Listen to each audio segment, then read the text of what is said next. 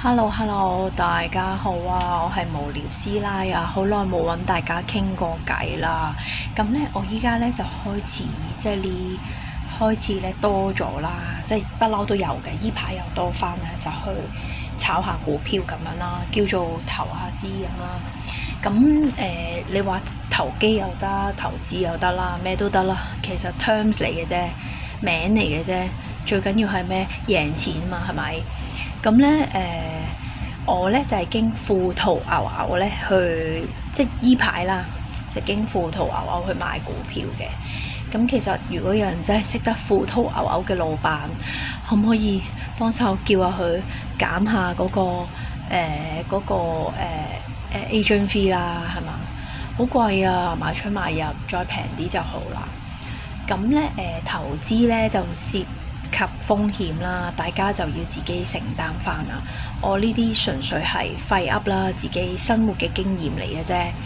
咁同大家吹下水，大家真係要小心啊！你知啦，聖特嗰個講一句就會蝕好多錢噶啦嘛，係咪？個故事就會冧噶嘛。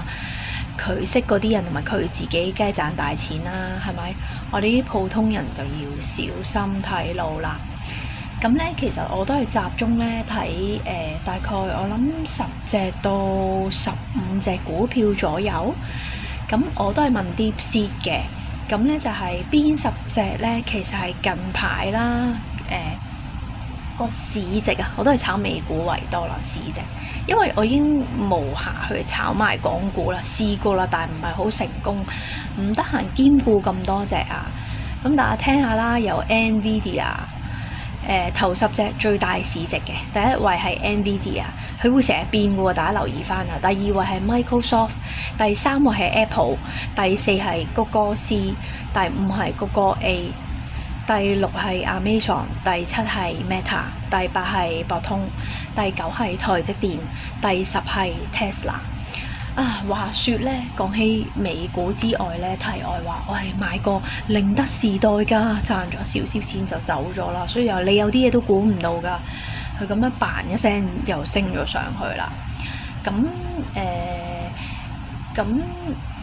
係啦，前一兩日大家都知咩事啦，就係嗰個特朗普又唔知出嚟噏啲咩啦。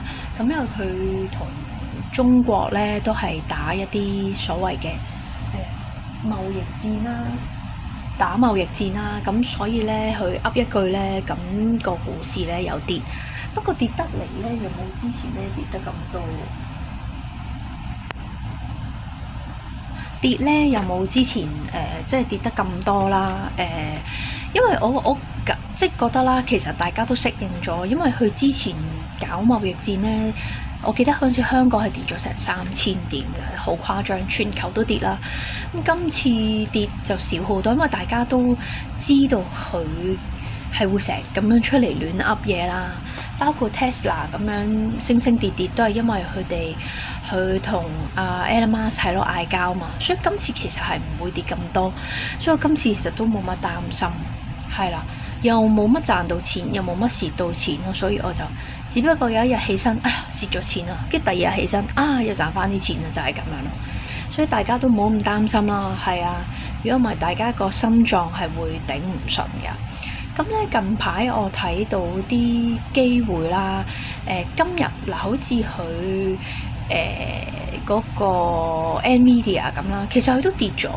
咁我都入咗少少嘅，雖然未話賺好多啦，但係今朝早買都升咗些少啦，係啦。不過我而家都係買做多啦，因為佢哋已經升到太貴啦，我係買做多嘅。咁 Tesla 佢就唔使買住又得，你買些少都冇話唔得嘅。不過佢都會呢一兩日都係預期之中啦，跌到落4.1幾，升翻4.3幾啊，4.30啊咁樣咯。都估到嘅，咁所以通常我喺夜晚咧，我就趁住佢拉升之後跌一跌嘅時候咧，就跌定咗啦，我就買去做多，咁之後即刻 set 翻個價咧，賺咗好少錢，即係可能賺200蚊港紙，我就走啦，因為我唔想再睇住個市啊，係啦，咁啊算噶啦，做咗可能2-3次，係啦，好彩啲咪做到3次咯，咁樣。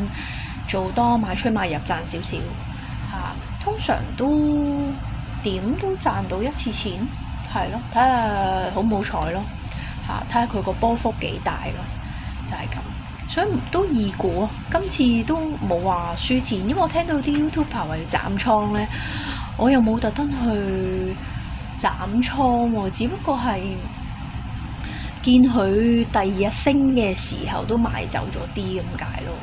其實有啲係見好啊收啦，升咗10點嗰啲。如果金跌翻些少，我都會繼續買金，因為東南亞嗰啲地方有啲地方政局唔係好穩啦。咁其實人都一樣啦，又係翻以前嘅生活咁咯。一有啲咩唔動盪呢，其實啲人都係買金，冇咩好做，係啊。因為你股市突然間嗰個成突嘅出嚟噏一句，又會大跌喎。係咪？你就算點樣睇咩陽燭啊、唔知乜燭啊、蠟燭啊、咩陰燭啊，又如何啊？都係蝕一大嚿錢，因為你永遠估唔到，其實嗰啲政客會無啦啦出嚟就講一句噶啦嘛。所以有啲可能你升咗10幾點啊、20幾點啊、幾十點啊，有啲都見好就收啦，即係可能都賺咗錢，可能放翻些少啦都嚇。以防去，其實佢大跌嘅時候都係一個機會咯。大跌嘅時候，你有閒錢都可以。其實呢10隻最有實力嘅股票，其實你都可以衝入去買一買咯。嗰隻咁嘅微牛先好笑，陰跌咁耐都未食飯，就係咁。但係嗰間咧就嗰啲手續費咧，好似係平好多。其實我都有啲想轉去嗰間。咁如果富途就有即係出名啲啦，如果富途可以減嗰個手續費就更加好啦，就係咁。咁最後咧同大家分享下咧近排我嘅所見所聞啦。咁近排去跑馬地嗰邊，我搭的士去跑馬地嗰邊，咁啊撞到個即坐的士啦。咁我就通常叫啲的士司機咧，我唔會話的士佬啊，好似好唔尊重人咁，我就會嗌佢哋師傅嘅。咁我就問佢，佢揸開嗰區，我見佢係伯伯嚟嘅，佢喺度中眼瞓。咁於是咧，我就問佢啦，咦，佢揸開嗰區啦，好明顯都係港島區，咁應該見好多有錢人啦。咁我問佢，我話，我仲未發達，我爭啲咩咧？點樣先可以成為有錢人？究竟有錢人係點嘅咧？咁佢就答我咯，佢就話，我都大半世人啦。有錢嗰啲咧，佢講咗2笪地方，我就唔記得啦，即係都係山頂嗰啲地方。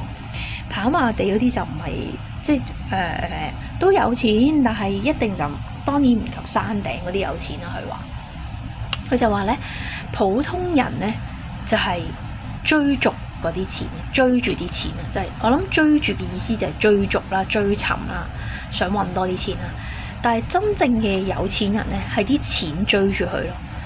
咁佢就話，其實呢啲咪就係命咯，係咪？有啲人窮一生都想揾多啲錢，但係反而就係爭落周身債。但係有啲人一出世已經含住金鎖匙出世咯，所以其實佢都講得幾啱嚇。咁有啲人呢，就唔係個個係喎，佢好似李嘉誠咁。咁其實佢就係把握到機遇咯，係啦，即係。可能佢太太屋企即係俾到個機會佢，咁你都要把握到咯，即係你都要有咁嘅眼光，自己把握機會，你都要努力嘅。其實咁都可以成為到好有錢嘅人咯，係啦。咁但係佢都話，但係如果你成日去追逐啲錢嘅話呢，其實你都會好辛苦咯，係啊，知足常樂咯，大家，我哋再傾啦。